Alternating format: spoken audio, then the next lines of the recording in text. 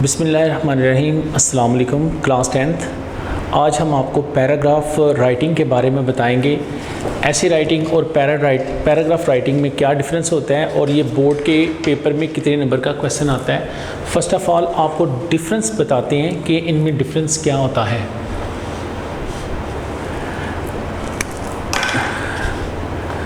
Tenth class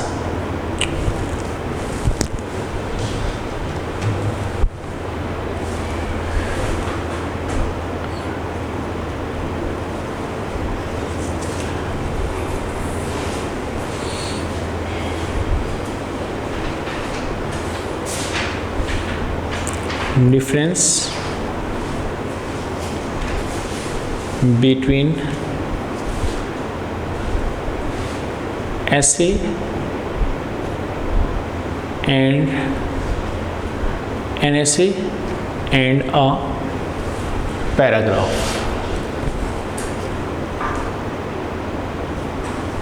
एक paragraph और एक ऐसे में क्या फ़र्क होता है, आपने बेटा याद रखना है कि बोर्ड के पेपर में ये क्वेश्चन जो आएगा ना, आपको 15 मार्क्स का आएगा।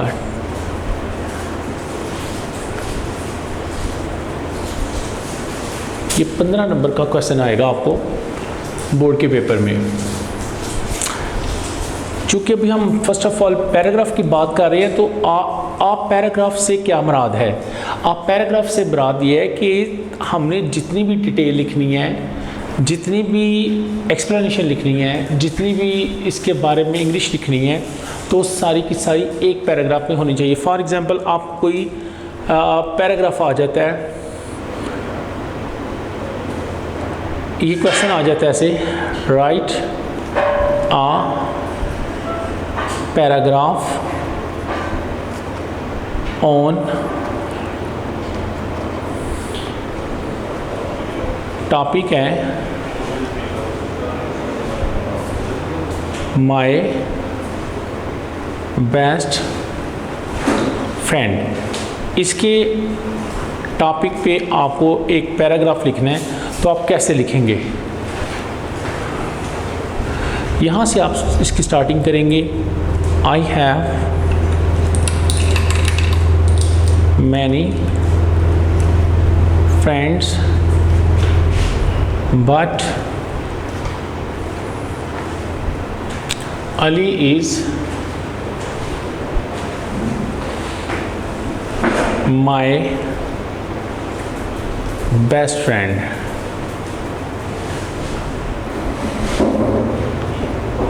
He gets up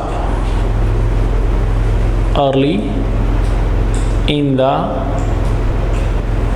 morning and goes for a walk। He is of my age। He is the monitor of my class। He says prayers 5 times in a day। He is very regular as well as punctual।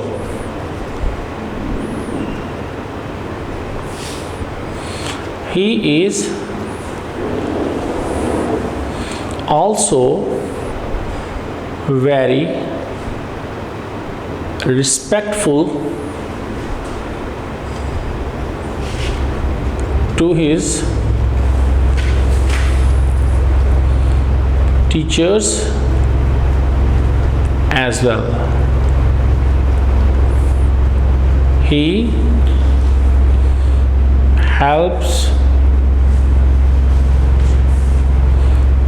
the needy and poor students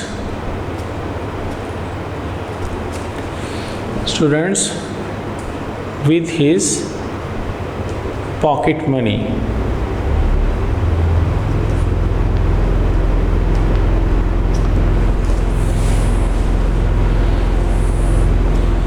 In short,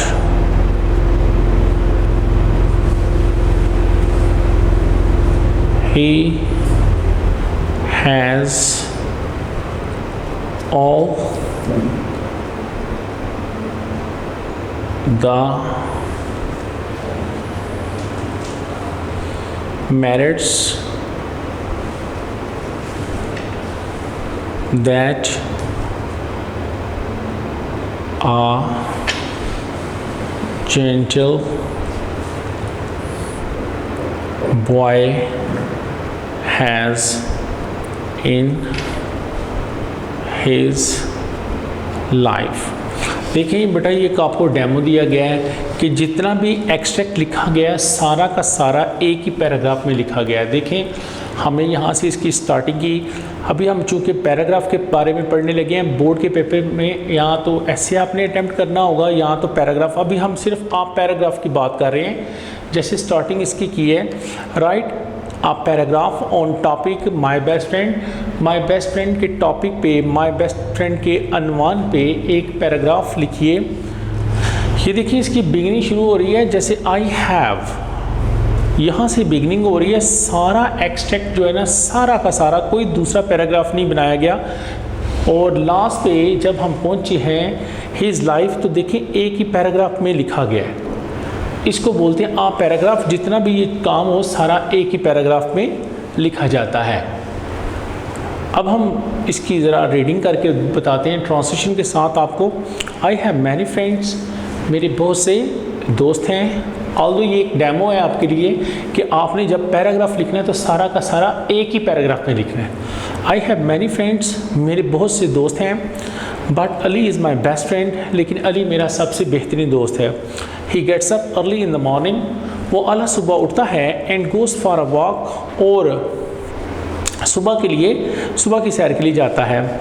he is of my age, वो मेरा हम उम्र है, वो मेरा हम असर है। He is the monitor of my class, वो मेरी जमात का एक मोनीटर है। He says prayers 5 times in a day, वो दिन में 5 वक्त की नमाज अदा करता है। He is very regular as well as punctual, वो बड़ा पाबंद है और वो बड़ा बाकायदा है।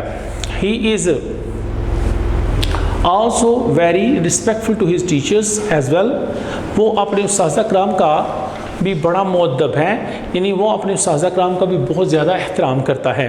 He helps the needy and the poor students with his pocket money, वो ज़रूरतमंद और गरीब तालिब इल्मों की अपने जेब खर्च से मदद करता है। इन शॉर्ट मुख्तसर ये कि he has all the merits, मुख्तसर ये कि उसमें तमाम वो औसाफ हैं, उसके अंदर तमाम वो खूबियाँ हैं that a gentle boy has in his life, जो कि एक शरीफ लड़के की ज़िंदगी में होनी चाहिए। ये जस्ट एक डेमो था कि सारा का सारा एक्सट्रैक्ट आपने एक ही पैराग्राफ में लिखना है। ये इसको बोलते हैं पैराग्राफ राइटिंग, कि आपने जब भी पैराग्राफ के बारे में पूछा जाए, आप पैराग्राफ का मानी होता है एक पैराग्राफ। एक पैराग्राफ, तो जितना भी आपने जो भी काम करना है आपने सारा का सारा उसे एक पैराग्राफ में उसको कन्फाइन करना है, उसको मज़ीद कोई 2 या 3 पैराग्राफ उसके नहीं बनाने। तो अब हम अपने मेन काम की तरफ चलते हैं जो कि आपके सिलेबस में है। कंपोजिशन सेक्शन 4, पेज नंबर है इसका 594 pilot A1 grammar composition basics 4 paragraph writing.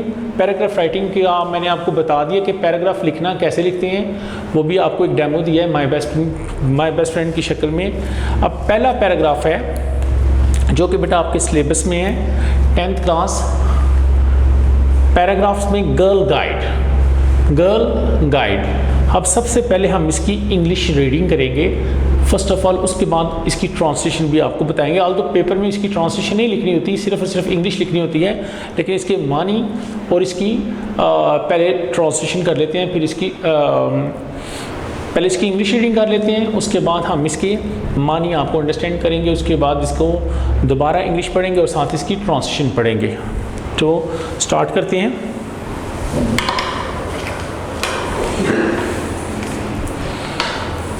Page number 595, girl guides like scouting is a movement for girls. It started in 1910. Mr. Baden-Powell and his sister Lady Agnes were its organizers. The main purpose of this movement is to make the school-going girls aware of their duties. A girl guide spends some time in a camp out of her house. She learns how to keep herself clean and healthy. In association with other girl guides, she learns the facts of civilization, courtesy and etiquettes. In the camp, they are taught the basic household skills. They are provided variety of programs to improve their capabilities. Society expects a useful role from women, and this movement provides a chance for a girl guide to shape her moral and social character. In fact, this movement is very useful for a nation. This movement is very useful for a nation. अब हम आपको इसके words meaning बताते हैं ताकि आपको इसको मज़ीद अंडरस्टैंड करने में आसानी हो।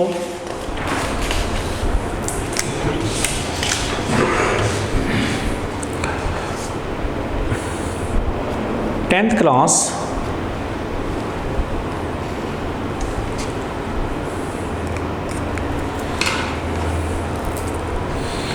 English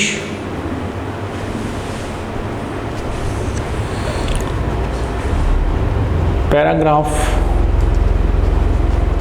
number 1, girl guide. इसके वर्ड्स मीनिंग आपको अंडरस्टैंड कराते हैं। First of all words meanings,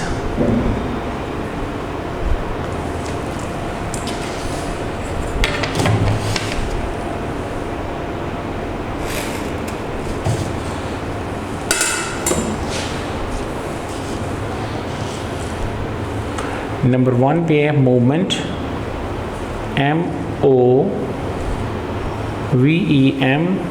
MOVEMENT, movement. इसको बोलते हैं तहरीक। नंबर 2 पे है पर्पस, मकसद। 3 पे हैं एसोसिएशन,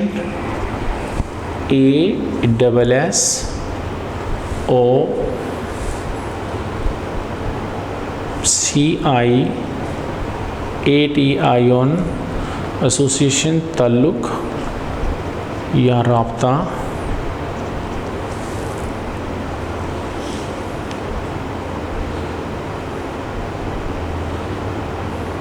civilization, CIVILIZATION,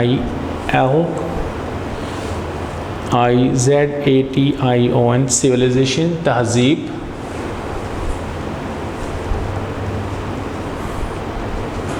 नंबर 5 पे है provides, मुहैया करना। 6 पे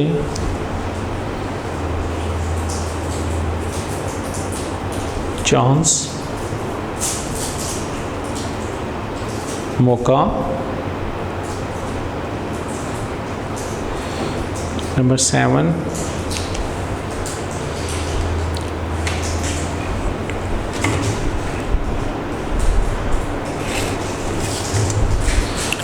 7 पे है इम्प्रूव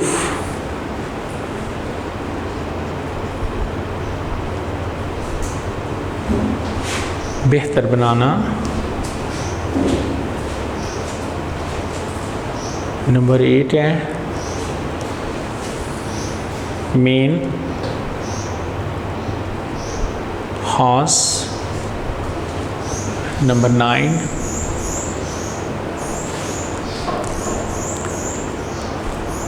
एटिकेट्स, ETIQUETTS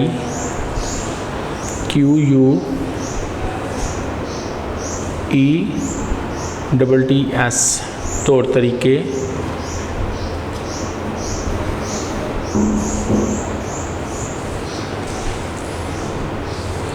एटिकेट्स हैं तौर तरीके। Society, मुआशरा।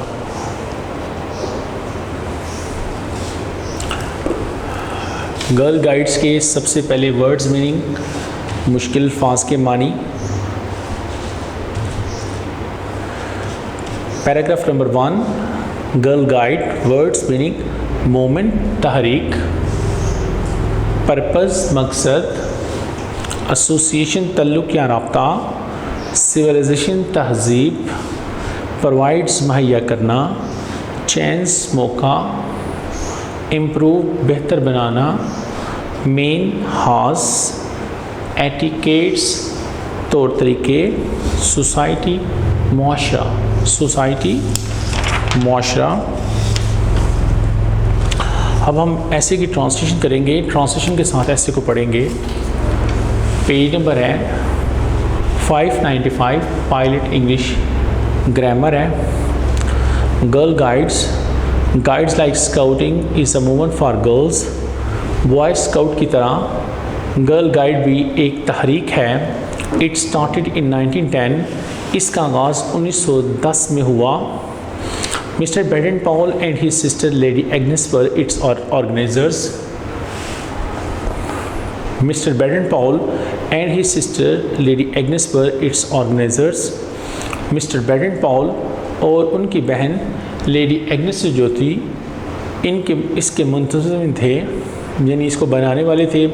The main purpose of this movement is to make the school going girls aware of their duties. इस तहरीक का बुनियादी मकसद स्कूल जाने वाली लड़कियों को उनके फ़राइज़ की याद दहानी कराना था। A girl guide spends some time in a camp out of her house. एक गर्ल गाइड कुछ वक्त घर से बाहर कैंप में गुजारती है। She learns how to keep herself clean and healthy. वो सीखती है कि अपने आप को साफ़ सुथरा और सेहतमंद किस तरह रखा जाता है। In association with other girl guides, दूसरे गर्ल गाइड्स के साथ तल्लुक़ के साथ she learns the facts of civilisation, courtesy and etiquettes. वो हुश अहलाकी तौर तरीके सीखती है। In a camp they are taught the basic household skills. Camp में उन्हें बुनियादी घरेलू महारतों के बारे में आगाही दी जाती है। They are provided variety of programmes. उन्हें बहुत ज़्यादा प्रोग्राम के बारे में उन्हें मुहैया किए जाते हैं टू इम्प्रूव देयर कैपेबिलिटीज़, ताकि वो अपनी सलाहियतों को बेहतर बना सकें। Society expects a useful role from women. मुआशरा जो है औरतों से एक मुफीद किरदार की उम्मीद रखता है। And this movement provides a chance for a girl guide. और ये जो तहरीक है गर्ल गाइड को एक मौका मुहैया करती है to shape her moral and social character, ताकि वह अपना अखलाकी और समाजी किरदार को अमली जामे बना सकें। इन फैक्ट दरअसल this moment is very useful for a nation. ये जो तहरीक है वो कौम के लिए बड़ी मुफीद है। अब पैराग्राफ नंबर 2 की तरफ चलते हैं। A visit to museum, page number है 596, page number 596। A visit to museum, एक अजायब घर की सैर। फर्स्ट ऑफ ऑल हम इसकी इंग्लिश रीडिंग करते हैं। Last Friday some of my friends decided to visit the Lahore Museum. We left for Lahore early in the morning and reached there at 9 AM. AM का मानी होता है on मॉरिडियम, on हमारे इडियम इसका मानी होता है museum is a place where works of arts and other historical things are kept and displayed. The museum is divided into various sections. Most things are kept in glass cases. Every object bears its short history. This brief description enables a visitor to know its historical value. The large size old swords, daggers, and arrows reflect in our mind and the great strength. The old man possessed old garments, ornaments reveal the old civilization. We saw ancient paintings and pictures and clay models. There was a huge statue of Queen Victoria. Old handwritten books, including the Holy Quran, impressed us very much. There was a huge collection and variety of objects that cannot be described. It was a delightful visit. It was a delightful visit. अब हम इसके words meaning देखेंगे.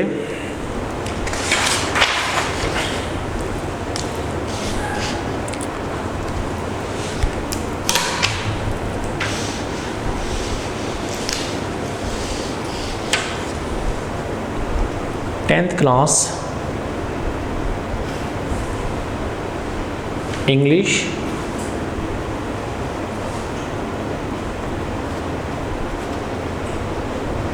paragraph number 2. A visit to museum. A visit to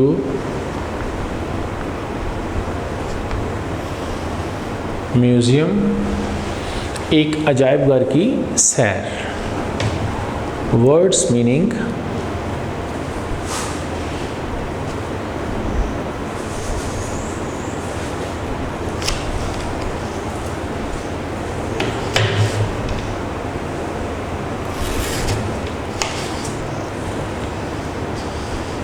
first of all है decided. DECIDED decided means होता है फैसला किया. Number 2 पे म्यूज़ियम MUSEUM म्यूज़ियम बोलते हैं अजायबघर को.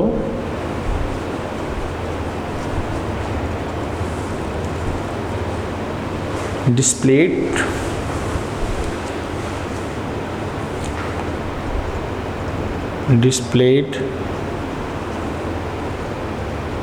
मुज़ाहरा करना.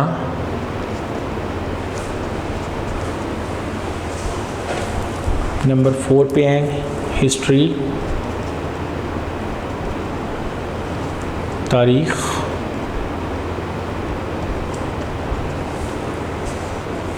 नंबर 5 पे वैल्यू, अहमियत. नंबर 6 पे सिविलाइजेशन, CIVILIZATION तहज़ीब. नंबर 7 पे ऑब्जेक्ट्स, अशिया या चीज़ें.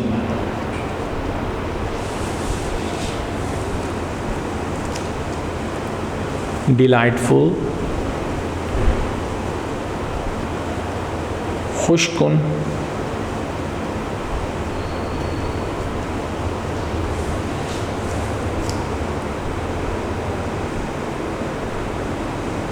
इंक्लूडिंग, शामिल करते हुए, शामिल करते हुए.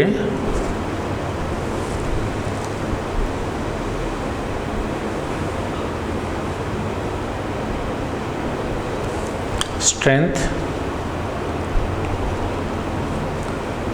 ताकत या कुव्वत, ताकत या कुव्वत। अ विजिट टू म्यूज़ियम, एक अजायब घर की सैर, पैराग्राफ नंबर 2 है। वर्ड्स मीनिंग में फर्स्ट ऑफ ऑल डिसाइडेड, फैसला किया, म्यूज़ियम अजायब घर, डिस्प्लेड मुज़ाहरा किया, हिस्ट्री तारीख़, हिस्ट्री तारीख़, वैल्यू अहमियत, सिविलाइजेशन तहज़ीब, ऑब्जेक्ट्स अशिया या चीज़ें, डिलाइटफुल खुशगुन, इंक्लूडिंग शामिल करते हुए, स्ट्रेंथ ताकत या कुव्वत, स्ट्रेंथ ताकत या कुव्वत। अब हम ट्रांसलेशन के साथ इसकी इंग्लिश रीडिंग करते हैं। पेज नंबर है बेटा 596, 596 पेज नंबर है इसका। अ विजिट टू म्यूज़ियम, एक अजायब घर की सैर। लास्ट फ्राइडे, गुज़िश्ता जुमा को some of my friend decided to visit the Lahore museum, मेरे चंद दोस्तों ने लाहौर के अजायब घर की सैर करने का मंसूबा बनाया। We left for Lahore early in the morning, हम आला सुबह लाहौर के लिए रवाना हो गए। And reach there at 9 AM, और सुबह के 9 बजे वहाँ पहुँच गए। म्यूज़ियम इज़ अ प्लेस, अजायब घर एक ऐसी जगह है where works of arts and other historical things are kept and displayed, जहाँ फ़नून का जो काम है और दूसरी जो तरीक़ी अशिया हैं उन्हें वहाँ रखा गया है और वहाँ उनकी नुमाइश की गई है। The museum is divided into various sections, museum को यानी अजायब घर को मुख्तलिफ़ हिस्सों में तकसीम किया गया है। Most things are kept in glass cases, ज़्यादातर जो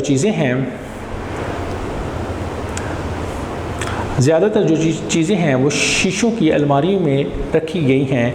every objects bears its short history, हर एक चीज़ अपनी मुख्तसर तारीख़ बयान करती है। The brief descriptions enable a visitor to know its historical value, ये मुख्तसर सा जो बयान है आने वाले को इसकी तारीख़ी नोयत के बारे में मालूमात फ़राहम करता है। The large size old swords, बड़ी जिसामत की पुरानी तलवारें, डैगर्स खंजर एंड एरोज़, और जो तीर हैं रिफ्लेक्ट इन आर माइंड, वो हमारी जहन की अक्कासी करते हैं। द ग्रेट स्ट्रेंथ, वसी कुव्वत के लिहाज से। द ओल्ड मैन पोजेस्ड, जो कि पुराने आदमी जिनकी मिल्कियत थी। Old garments ornaments and reveal the old civilisation, पुराने लिबास और जेवरात कदीम तहज़ीब को नुमायाँ करते हैं। We saw ancient paintings and pictures and clay models, हमने कदीम मसवरी तस्वीर और मिट्टी के बने हुए बर्तन देखे। There was a huge statue of Queen Victoria, मलका विक्टोरिया का एक बहुत बड़ा मुजस्मा था। Old hand written books including the Quran पाक, Holi Quran impressed us very much, पुरानी हाथ से लिखी हुई किताबें जिसमें कुरान पाक भी था, इस चीज़ ने हमें बहुत ज़्यादा मुतासर किया। There was a huge collection and variety of objects, इसके अंदर बहुत ज़्यादा मजमूजात थे और मुख्तलिफ़ चीज़ों की इकसाम थी। That can not be describe, जिसे बयान नहीं किया जा सकता। It was a delightful visit, ये बड़ी एक खुशकुन सैर थी, ये बड़ी खुशकुन सैर थी। ये बेटा आपका मुकम्मल हो गया है second paragraph.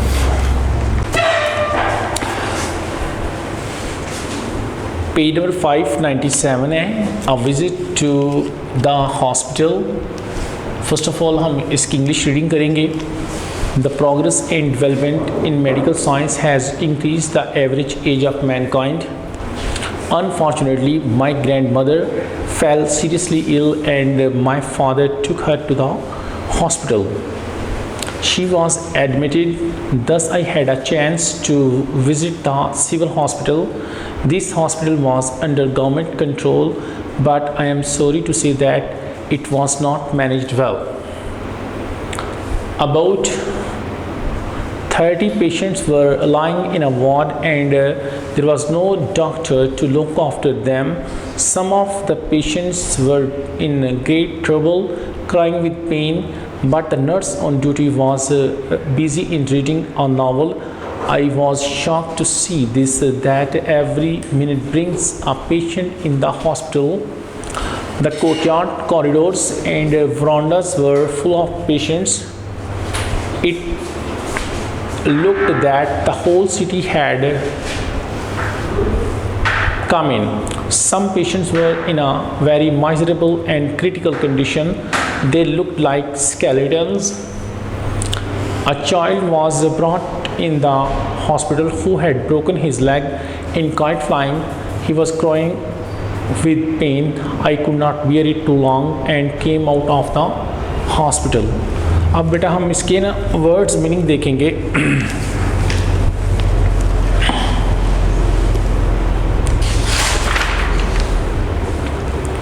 10th class English.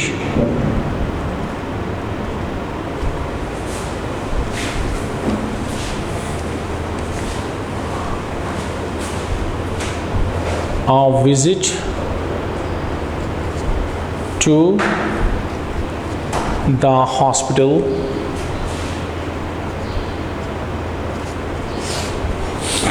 A visit to the hospital. हस्पताल की मुतालियाती सैर. वर्ड्स मीनिंग है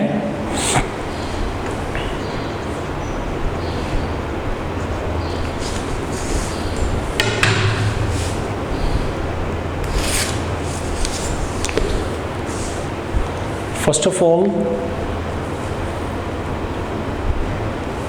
प्रोग्रेस, PROGRESS, तरक्की.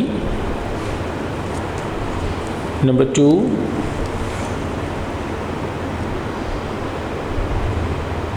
मैनकाइंड, इंसानियत. नंबर 3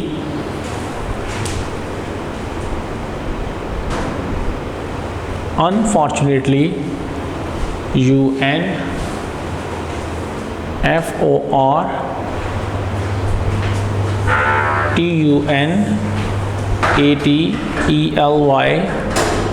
बदकिस्मती से.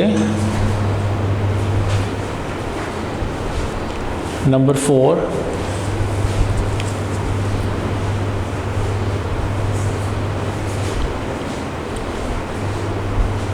गवर्नमेंट, GOVERNMENT, हुकूमत. नंबर 5 मैनेज्ड, MANAGED, बंदोबस्त करना. नंबर 6 शॉक्ड, SHOCKED, सदमा होना. Number 7 courtyard, COURTYARD, सेहन. नंबर 8 है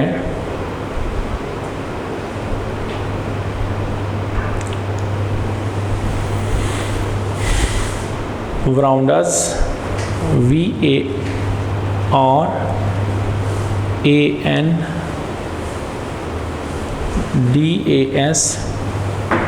बोलते हैं राहदारियाँ.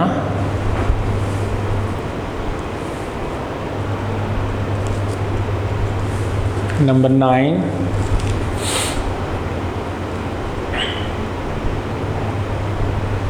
काइट फ्लाइंग, FLYING, पतंगबाजी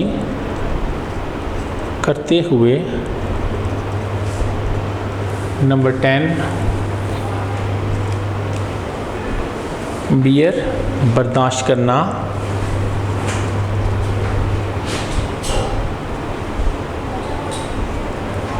बियर बर्दाश्त करना. पैराग्राफ नंबर 3 है a visit to the hospital. Passage number 3, a visit to the hospital, एक हस्पताल का मुतालियाती दौरा। वर्ड्स मीनिंग में प्रोग्रेस तरक्की, मैनकाइंड इंसानियत, अनफॉर्चुनेटली बदकिस्मती से, गवर्नमेंट हुकूमत, मैनेज बंदोबस्त करना, शॉक्ड सदमा होना, कोर्टयार्ड सहन, वरांडाज राहदारियाँ, काइट फ्लाइंग पतंगबाजी करते हुए, बियर बर्दाश्त करना, बियर बर्दाश्त करना। अब हम इसकी ट्रांसलेशन के साथ इंग्लिश रीडिंग करते हैं। पेज नंबर है 597, page number 597, passage number 3, a visit to the hospital, हस्पताल की एक मुतालियाती सैर, हस्पताल का एक मुतालियाती दौरा। The progress and development in medical science has increased the average age of mankind. Medical science की तरक्की ने इंसान की औसतन उम्र में इजाफा कर दिया है। अनफॉर्चुनेटली, बदकिस्मती से, my grandmother fell seriously ill and my father took her to the hospital. बदकिस्मती से मेरी दादी अम्मा शदीद बीमार पड़ गई और मेरे वालिद साहब उन्हें हॉस्पिटल ले गए। शी वॉज एडमिट, उन्हें दाखिल कर लिया गया। दस, इस तरह, आई हैड अ चांस, मुझे एक मौका मिला, टू विज़िट सिविल हॉस्पिटल, कि मैं सिविल हॉस्पिटल का दौरा करूं। This hospital was under government control, ये जो हस्पताल था वो हुकूमत के ज़ेर साया था। But I am sorry to say that it was not manage well, लेकिन मुझे ये कहते हुए बड़ा दुख हो रहा है कि इसका इंतज़ाम या बंदोबस्त अच्छा नहीं था। About 30 patient were lying in a ward, तकरीबन 30 मरीज जो थे एक वार्ड में पड़े थे। And there was no doctor to look after them, और कोई भी डॉक्टर मौजूद नहीं था उनकी देखभाल करने के लिए। Some of them patients were in a great trouble crying with pain, कुछ जो मरीज़ थे वो बड़ी तकलीफ़ में थे जो कि दर्द से करा रहे थे। But the nurse on the duty was busy in reading a novel, लेकिन फ़र्ज पर तैनात जो नर्स थी वो नावल पढ़ने में मसरूफ़ थी। I was shocked to see this, मुझे ये देखकर बड़ा सदमा हुआ। That every minute brings a patient in the hospital, कि हर एक मिनट के बाद हस्पताल में एक मरीज़ आ रहा था। The courtyard, corridors and verandas were full of patients. सहन, बरामदे और राहदारियाँ मरीज़ों से भरी पड़ी थीं। It look that the whole city had come in, ऐसा लगता था कि तमाम शहर इसमें आन बसा है। Some patients were in a very miserable and critical condition, कुछ जो मरीज़ थे बड़ी खस्ता हाली और तनकीदी हालत में थे। दे लुक्ड लाइक स्केलेटन्स, वो ढांचों की तरह नज़र आ रहे थे। A child was brought in the hospital, एक बच्चे को अस्पताल में लाया गया। Who had broken his leg in kite flying, जो कि पतंगबाजी करते हुए अपनी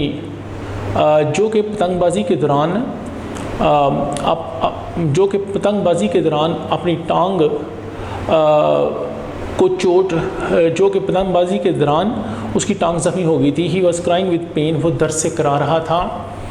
आई could not bear it too long, मैं इसे ज़्यादा देर तक बर्दाश्त ना कर सका। And came out of the hospital, और हस्पताल से बाहर आ गया। पैसेज नंबर 4, इसकी रीडिंग करते हैं, जो कि fashion, page number 598, passage number 4, fashion. We are living in the age of fashions, the wish to look smart and up to date is natural. This type of fashion is not harmful, but the craze to adopt the foreign culture is not a healthy practice.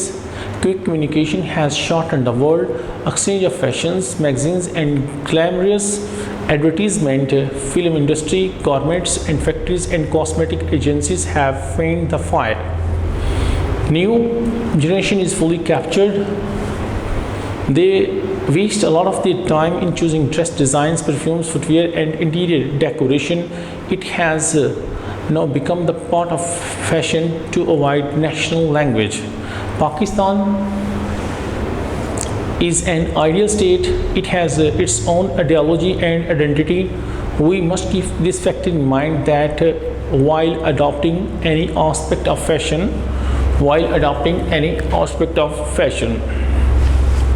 अब हम इसके words meaning लिखेंगे।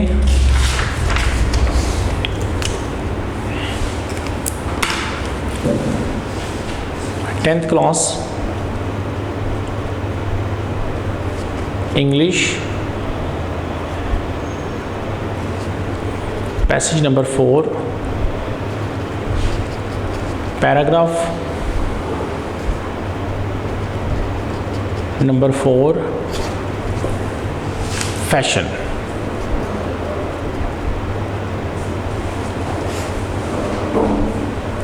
Fashions, words, meanings.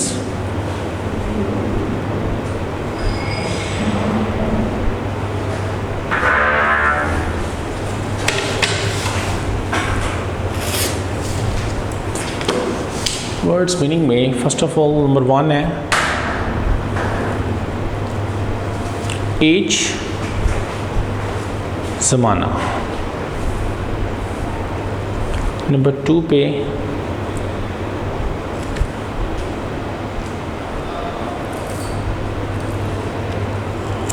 Natural, NATURAL, फितरती अमर।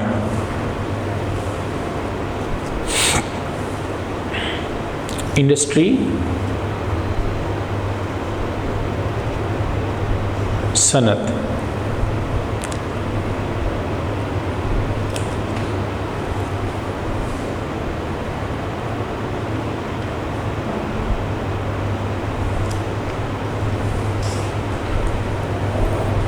Advertisements, इश्तहारात,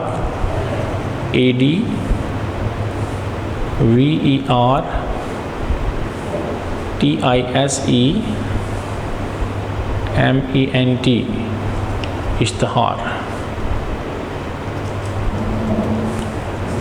number 5 generation, नस्ल, GENERATION,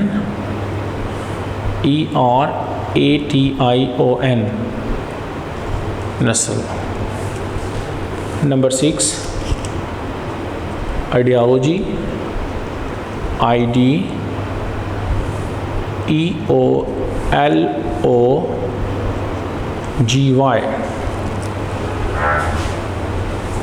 ideology, नज़रिया। Identity, IDENTITY,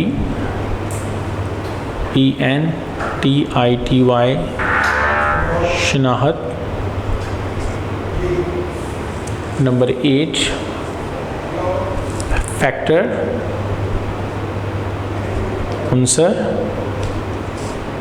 number 9